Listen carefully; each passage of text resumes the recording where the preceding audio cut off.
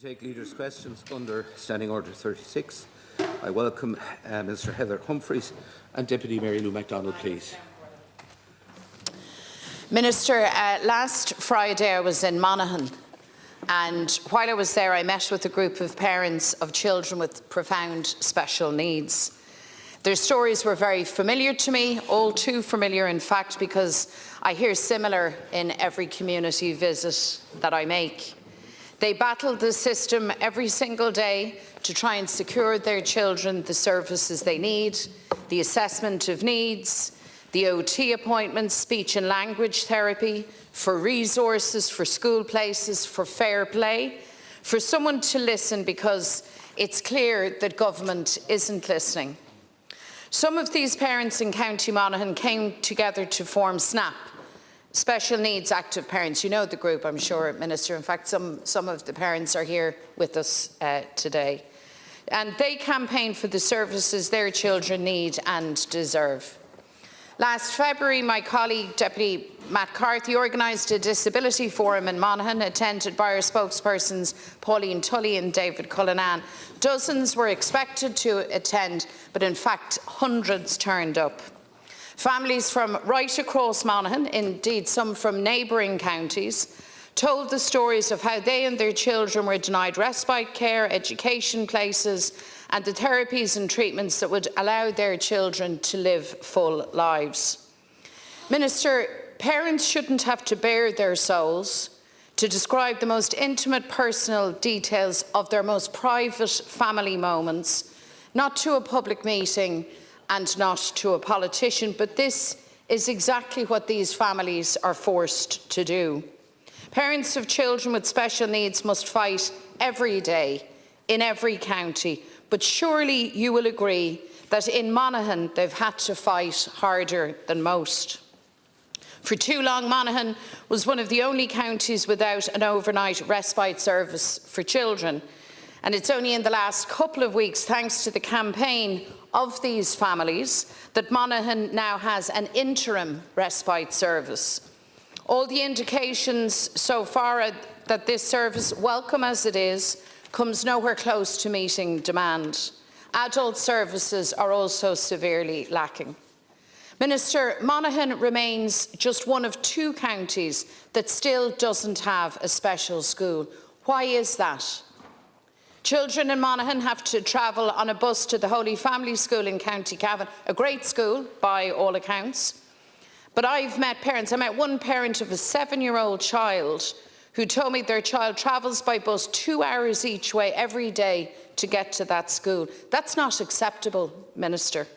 For years it's been plainly evident that Monaghan needs this special school. At least one site has been offered as a potential location for the school, but your government simply says that you are reviewing the situation and you still haven't stated the criteria for such a review. You haven't explained how some counties with a similar profile have a number of special schools and yet Monaghan has none. Totish Mahari is Chowley Immunacon Imun Fiactus le Fadan Lawyer Sun Skull Specialta Ara Ni Fejalo Fonacht Nis Fudja Aberlo Cohan a Yowie Shield A. And while you are reviewing, families are forced to continue telling their stories, forced to continue approaching politicians to beg for something that most of us should take for granted: appropriate school places for our sons and for our daughters. Will you today, Minister, commit that Monaghan will have a special school and tell those parents when they will have it, because these families have waited far too long? Thank you, Deputy McDonald, for raising this issue. And first of all, I'd just like to welcome the families from Monaghan who have travelled up here today. In fact, I didn't know they were coming, but I was speaking to one of the representatives last night. Can I just say that special education is a key priority for this government, and it has been underpinned by over a quarter of the entire education budget. For 2025, 2.9 billion will be spent on special education, an increase of 113 million. And this will allow for, amongst other things, the opening of 400 new special classes in mainstream schools and 300 additional special school places. Since 2020, almost 1,700 new special classes and 11 special schools have been provided. An additional 768 special education teachers and 1,600 SMAs have also been provided, and this is the highest number of SNAs allocated, bringing SNA posts nationwide to over 23,000. 62 million is the largest investment yet for summer programmes. Targeted resources to help with planning and transitioning for children with special education needs. There's a dedicated Special Education Innovation Fund in recognition of the need to continually evolve and examine best practice. Additional funding to provide for enhanced training requirements for teachers and SNAs. And can I just say, at a national level, since 2020, almost 1,700 new special classes with 11 schools have been provided. For this school year, over 400 new special classes have been sanctioned, and 4 new special schools have opened just last month in Meath, in Kildare, in Wexford and Limerick. And throughout the summer, the NCSE and the Department of Education have worked intensely with some schools to provide further capacity, and work has focused in particular areas in North Dublin. And yes, Deputy, I'm more than familiar with what's going on in Monaghan. I know all about the Holy Family School. It's an excellent facility. It was built on the border between Cavan and Monaghan at the time to facilitate the needs of the people of the region. And I'm fully aware of that. But in terms of the Monaghan Special School, can I just say that 4 new classes have been confirmed, bringing the number of special classes in the county up to 46. And maybe when you were in Monaghan, and you're very welcome there, Deputy, I'm sorry I missed you, your Deputy Carthy could have brought you out to Clontibret to show the fabulous facilities they have in the school there to cater for people with special needs. And he could have brought you out to Lochmorn, and that's only to mention it too, or over to St Tiernax and Clones, and see the wonderful work that they're doing in all of those units. The Department of Education and the National Council for Special Education is working to increase special school capacity for the 25-26 school year and beyond. Where additional school places are needed, the preference is generally to expand capacity in existing schools. However, consideration is being given to whether further new special schools, in addition to the 11 established or being established, are required in certain locations. As part of this work, the NCSE is examining known demand in areas, the distances children are travelling to special schools, and capacity in an area to expand special schools where they already exist. This work is ongoing and is expected to be substantially completed in late autumn. A number of regions are under consideration for special school provision, including Monaghan, and you can be assured, Deputy, I'll be making the case for Monaghan, and I'm sure Deputy Carthy will support me. Thank you, Minister, and I wish the school in Clontibret and educators beyond that all the very best in Monaghan. But Deputy Carthy brought me to meet these families. That's who we met. And they were actually, they could recite all of the stats just as well as you, maybe even better, Minister. And they're still left with the reality that there is no special school in Monaghan. And the special classrooms have their place and are extremely valuable, and investment in them is really, really important. Let me say that and acknowledge it. But it's not the whole story. And that's actually precisely the point that these parents have made.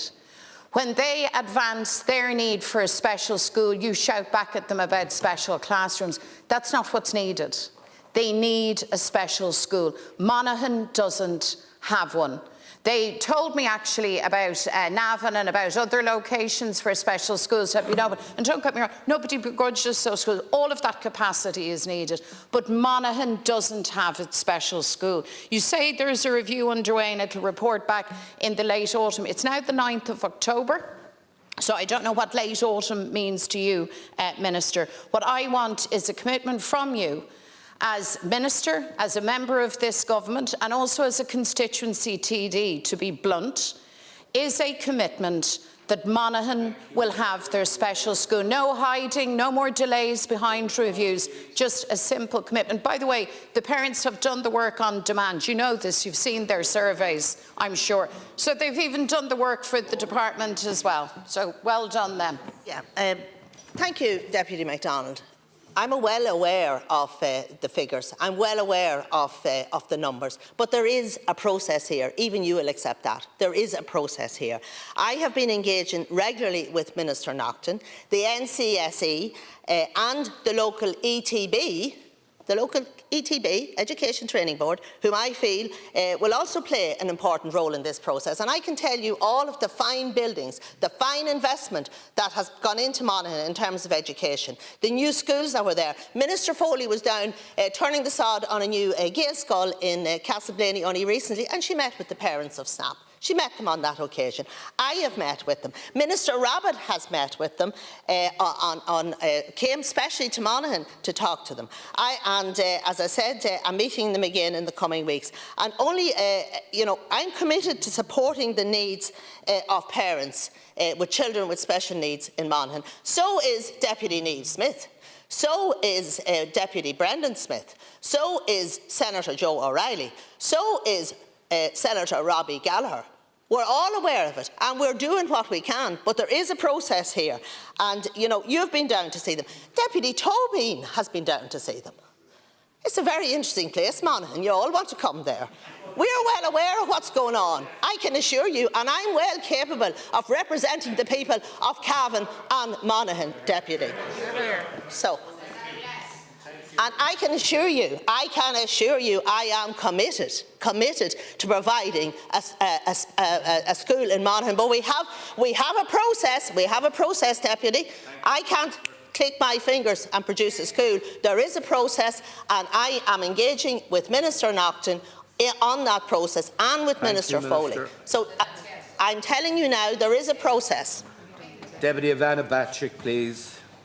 Good Can Corla. Minister Humphreys, today I'm forced to raise again our concerns with your government's 925-page planning and development bill.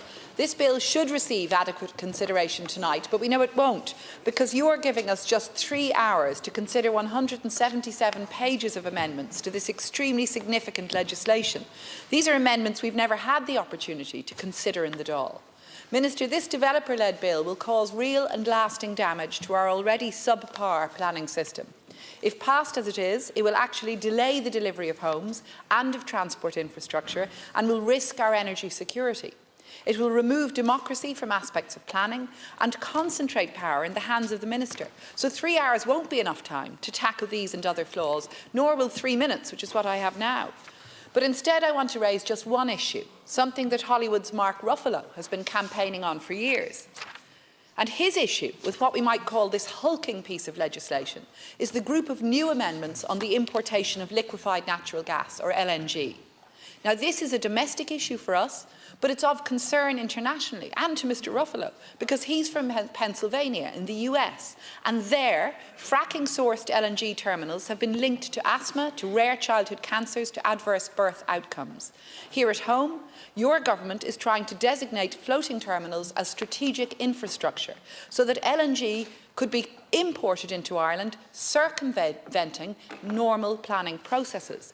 Minister, we know that LNG is a dirty fuel. It will increase our emissions, it's harmful for health, and the cost of a new LNG facility would be added to people's gas bills at a time when households are struggling to make ends meet. Further, the terminal would not be ready for years to come, even if this goes ahead. So indeed, by the time we would have one built, we would already have greatly increased renewable energy capacity in place. So this isn't even a question of energy security. This is about embedding harmful fossil fuels long-term into our energy system against all the evidence. Now, your government has insisted that existing policy amounts to an LNG moratorium. But that argument has never held water, and especially not since last week's High Court decision that there's no way of enforcing that moratorium. So there isn't a ban. Minister Ryan has said that he doesn't think that commercial LNG terminals will be installed in Ireland. But respectfully, we do not legislate based on a vibe or a ministerial whim. And I'm quite frankly shocked at this approach by the Minister for Climate Action. Green Party TDs are sitting across on government benches now, and I'm the first person on this side of the House to acknowledge the progress on climate action that's been made due to their presence in government. As a lifelong environmentalist, I welcome that, but that's why I'm so concerned now to see that you might be at the 11th hour on the verge of undoing that work. It's not just a problem for the Green Party, this is for all of us. Minister, will your government withdraw support for these dangerous LNG amendments and support our Labour amendments instead? Will you act on the High Court decision and introduce a cast iron ban on LNG? And finally, do you accept that 3 hours tonight is just not long enough to debate this vitally important bill and these hugely significant new amendments? Gormagat, and thank you, Deputy, for raising this issue. As you rightfully say, the Planning and Development Bill will be voted upon in the Dáil tonight, and that is after 170 hours of debate. The bill is hugely significant, and it has been under work for years now, and it is vital in terms of streamlining our planning process, and I think everybody will accept that. In fact, as Minister O'Brien has said, and I agree with him, the planning bill will be the cornerstone of Irish planning for the coming decades. It represents the most comprehensive review of the planning since the current Act was enacted in 2000. It contains important reforms to the planning system, including the introduction of mandatory timelines, a reorganisation of An Bord Pleanála, greater alignment of all tiers of planning, and improvements to the judicial review process. It will bring consistency, it will bring clarity, and it will bring transparency to the planning process. I absolutely support it, and I want to acknowledge the huge work of Minister O'Brien and his team and what they have done to get this bill to this point. In relation to the LNG terminal, the purpose of the Planning and Development Act is to set the legislative framework to enable the most appropriate means of assessment of all forms of development. The LNG provision referred to largely replicates current provision in the Planning and Development Act 2000. Irrespective of government policy, any party may propose such a facility at any time, and this must be assessed if submitted. Identification of a significant and specialist development type, such as an LNG terminal and/or storage facility for strategic infrastructure scale assessment, does not automatically imply acceptance or prioritisation. In the same manner as gas installations are identified under Annex 1 of the Aarhus Convention, it would be an omission for the Planning Legislative Code simply to ignore this form of development. It is also noted that the November 2023 Energy Security Package recommends consideration to be given to state ownership of a temporary facility. The bill represents the most comprehensive review of the planning since the current Act was enacted in 2000, and it does contain important reforms to the planning system, including the introduction of mandatory timelines, a reorganisation of An Bord Pleanála, greater alignment of all tiers of planning, and improvements to the judicial review process. And the review and reform of planning legislation is key. It's a key action of Housing for All.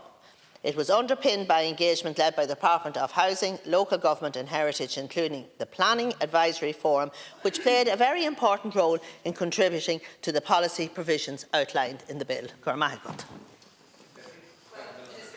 cannot accept the line that the planning bill has been considered in full, and I was very engaged with it, as you know, at committee and report stage. This is one of the most substantial pieces of legislation the Oireachtas has ever considered. But It's certainly not time enough tonight to debate these massive amount of new amendments that we haven't had the opportunity to debate before in the Dáil, that were introduced in the Seanad. And you haven't responded with respect on my point about the High Court decision last week, nor about the concerns, the very valid concerns that have been raised, not just by us in opposition, by Friends of the Earth this morning, about the LNG terminal amendments. And just to quote from Friends of the Earth, the new amendments contradict official government policy. This amounts to gaslighting. There's a contradiction between the bill with these new amendments and agreed government policy on LNG, and that is something that's been pointed out objectively. Friends of the Earth have pointed out a public poll showing strong public opposition to the LNG terminal. And these are the concerns we won't have had the opportunity to debate before in the Dáil. We have only 3 hours to debate those amendments and all the others tonight. And the key questions, Minister, which you haven't responded to, the key questions remain. If your government isn't trying to bring in LNG by the back door, then why are you legislating for fast-tracked LNG planning? And why are you failing to legislate for key climate conditions on gas infrastructure, as outlined in your own energy security review? It just doesn't add up. And we won't have time to get to the root of what the issue is with these amendments in tonight's deeply curtailed debate. It's really unacceptable. Minister. Deputy, I just want to be very clear. This amendment is to ensure if there is a massive energy crisis, we would have storage facilities for LNG if that is required. And I'm talking about a massive energy crisis. It has nothing to do with fracking. This government is opposed to fracking. And if you remember, my former colleague, Tony McLaughlin, brought forward a bill to ban fracking. So this is planning for all eventualities. The planning bill will keep the realisation of offshore and green energy. It will help that to progress. The big focus is on renewable energy, particularly offshore energy, and not LNG, and certainly not fracking. This bill will speed up the process of producing more green energy. Thank you. Thank you very much, Minister. Now, on behalf of the regional group, Deputy Verona Murphy, please. Thank you, Ceann Corla. Ministers, carers in County Wexford from all over the county have asked me to make their position known. I've had calls from Duncannon to Duncormac, Kilmore to Rosslare, Oilgate to Enniscorthy, New Rosstown and County Wexford all over, but Wexford Town as well. And they've asked me to represent to you today the hurt they feel, the rage they feel, the disbelief and the disappointment they feel at this government choosing not to reorganise and recognise their contribution and abolish the means test for carers allowance. They feel that their worth hasn't been acknowledged, even though you've widened the threshold or increased the threshold. Many of these carers won't ever make the threshold, particularly because of the false sense of expectation you gave them during the referendum on carers. And they have sent me a document and they'd like me to read it to you. They're your words, Minister. I know there's more to do. There really is. And the fact is, if we vote yes on Friday, that strengthens my hand to do more for carers. What we need to do is sit down and fully assess the contribution that carers are making to our society and how we can support them in the work that they do. Because some people cannot work because they're caring full-time for somebody who has a disability or maybe an elderly person, or for whatever reason they need that support. We need to just deal with the issue once and for all, you said. You further said in a press release that was attributed to your department, Fine Gael takes great pride in delivering a more modern, inclusive Ireland, and these referendums are a key part of that. It's so important that our constitution reflects the Ireland of today, an Ireland that recognises that all families are different, an Ireland that places huge value on the role played by our carers. And I think the reality is we've never actually had a discussion on the floor of this House about that referendum that cost us 20 million and was failed, and it failed dismally, Minister. But the carers believe that this government and yourself, and it's their words, are speaking out of both sides of their mouth. They want you to explain to them why you have chosen not to recognise all carers, why you believe it's okay to disregard their worth and leave them solely dependent in many cases and making them vulnerable on others for income. Why you reject the research to abolish the means test that was commissioned by family carers who supported you and this government in the referendum, that was carried out by the National University of Maynooth. Family Carers Ireland supported you, Minister. Can you please respond to the carers who feel so let down? Thank you, Deputy, and thank you for raising this matter. And you know, I can be accused of many things, but I think speaking out of both sides of my mouth is not normally what I do. I have been engaging with carers now since I became Minister for Social Protection in 2020. And I have to say, and I'll say it again, family carers play a hugely important role, and I have been committed to supporting them in that role. I've worked hard over the last number of years in enhancing the supports that we have provided to them, and I'm well aware of the stories that you're referring to, and I meet carers regularly. I meet the carers groups, I meet the carers themselves, and I know that in each and every budget since I became Minister for Social Protections, the proposals that I have delivered have come directly from talking to them and engaging with the carers and the carers groups. And like every deputy in this House meets with carers on a regular basis, and I'm no different, and we all know well the vital work that they carry out.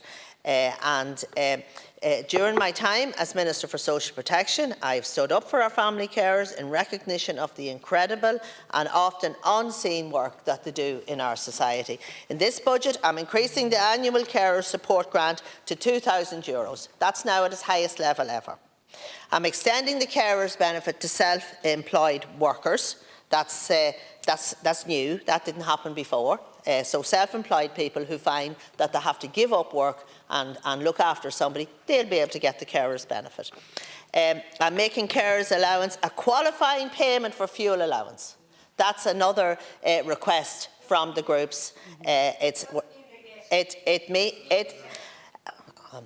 I'm increasing the domiciliary care allowance to €360 per month, and most importantly, I'm expanding the carers allowance means test to €625 per week for a single person and £1,250 per week for a couple. And these changes will mean that I have effectively doubled the income limits for carers allowance over the lifetime of this government, enabling thousands of more carers to qualify for a payment. And as I say, I hear our carers, I recognise them, and it is by working with them that I've been able to ensure that our carers have access to a pension for the first time ever, and rightly so. And I'm pleased to tell you today that since I made this change last year, almost 2,200 carers have benefited in terms of the state pension. And that's the result of listening to our carers, and that's the result of working with them. And I do understand the concern around the means test. The carers allowance means test is an issue which carers have raised consistently over the years, and I know it is being raised here again today. I was the first minister in 14 years to make changes to the carers allowance means test in 2022. As I've outlined, I have increased it. Thanks, I'll come back. It's their words, and I fully understand why they believe you're speaking out of both sides of your mouth. It's a means test, the means of someone else's income, not the carer who's actually delivering the care. You're means testing the income of the household. And it maybe means that they don't even share in. We are talking out of both sides of our mouth every day of the week when we talk about vulnerable women. And 95% of our carers and our care is delivered by women. But yet you have them in a position where if their partner or someone else in that household is over the threshold for the means test, they need to beg for the money to go for a cup of coffee should the occasion arise. Do you understand why they feel so vulnerable and disregarded?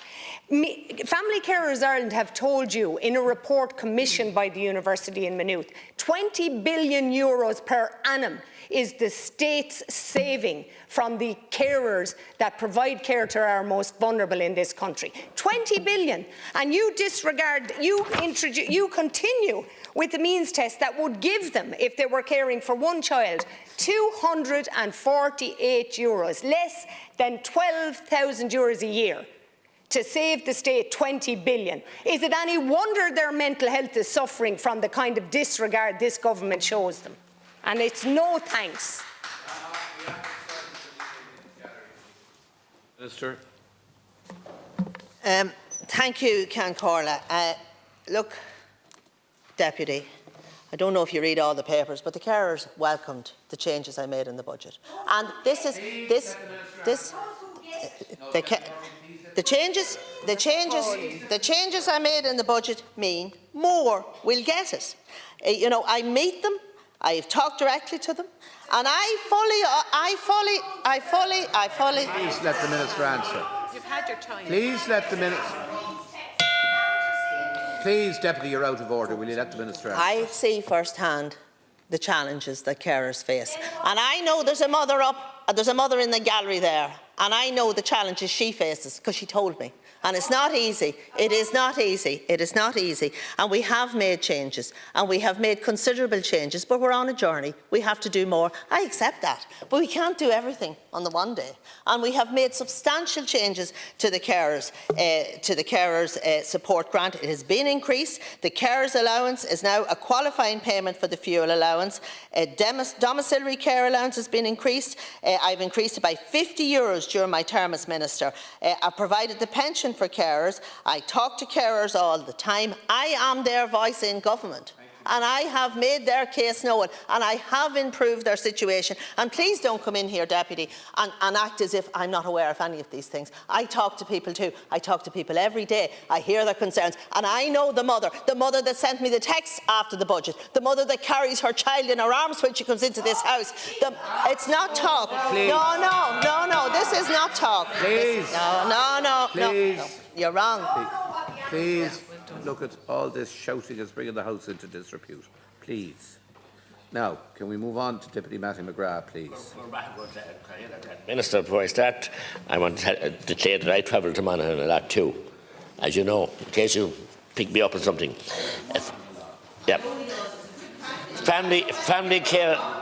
Family Carers Ireland acknowledged the budget 2024-25 brings some welcome measures to alleviate the pressure carers feel every day, such as the increasing of the annual respite grant to €2,000 per annum and increasing this regard to €1,250, which allows more carers to get in there.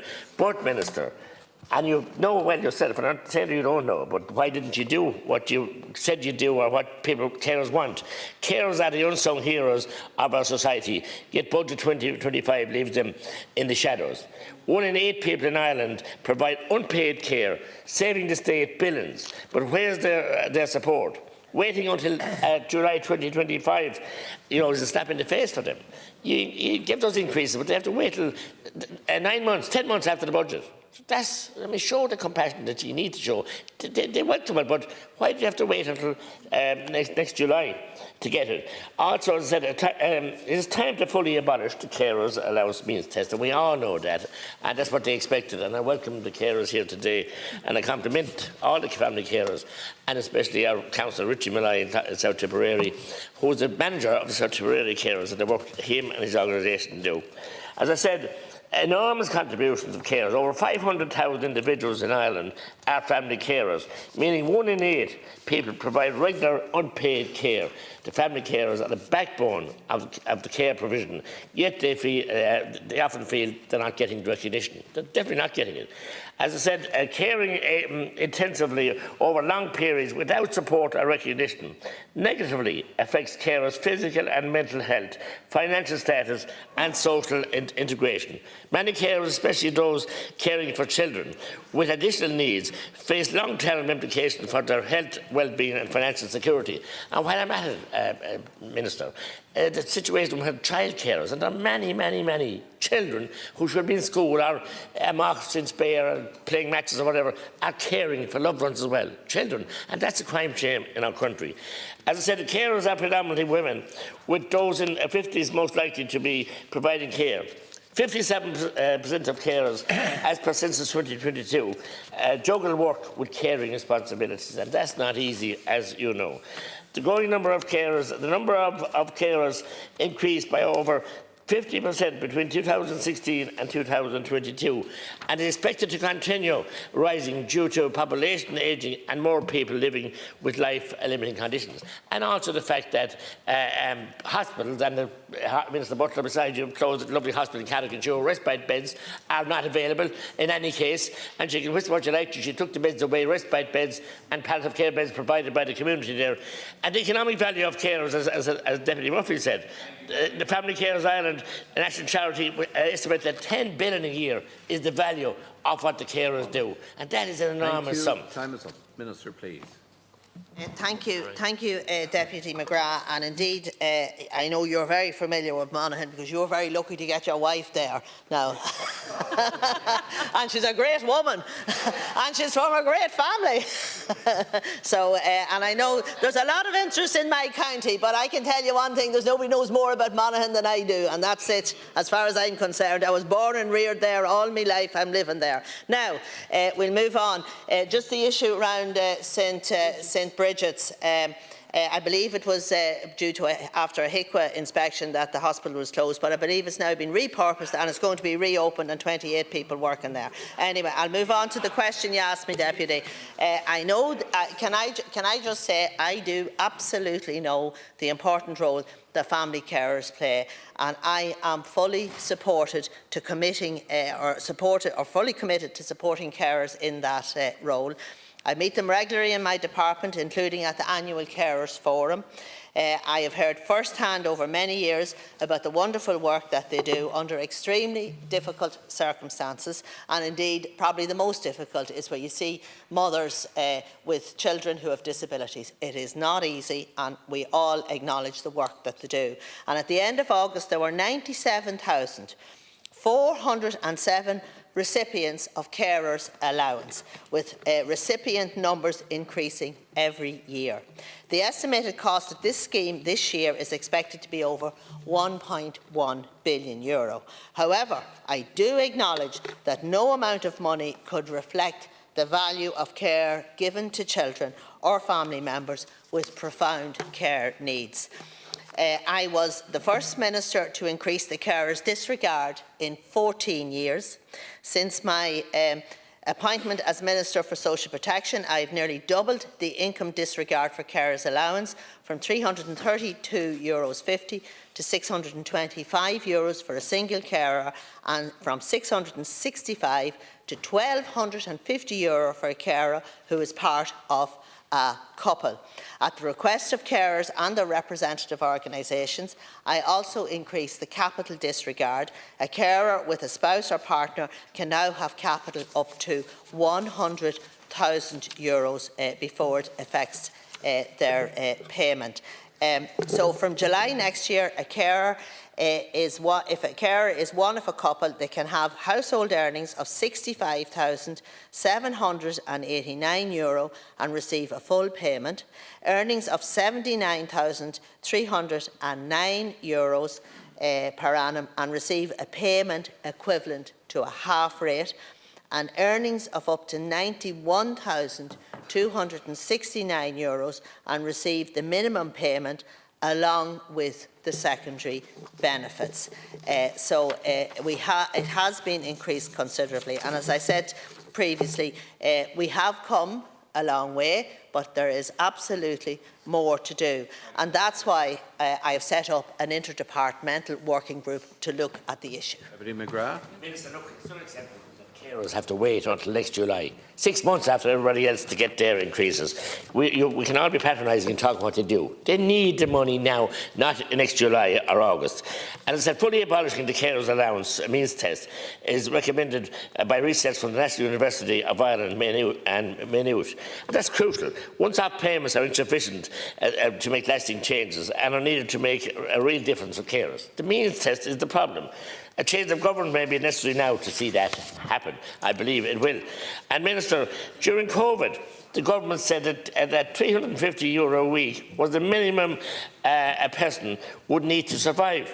€350 a week. And yet, even with the increase in carers allowance, the carers will only get $260 a week. So you can't have your cake and eat it. I mean, in COVID, you said it was $350 at minimum. Now the carers are expected to live on $260. So that's the situation. So the means test and the fact that you're paying lip service, and you said that yourselves, and the way that you literally misused the carers in your botched, wasteful referendums, threatening them if they didn't go out and lobby for the money might be caught, inverted commas, not definite. And also, St Bridget's Hospital in Carrickview will not open as a hospital ever again, thanks to Minister Butler and Minister Donnelly. Never again open as a hospital with respite beds, which is so badly needed, and also with 3 palliative care beds were funded by the community there, and the money hasn't been paid back to the community.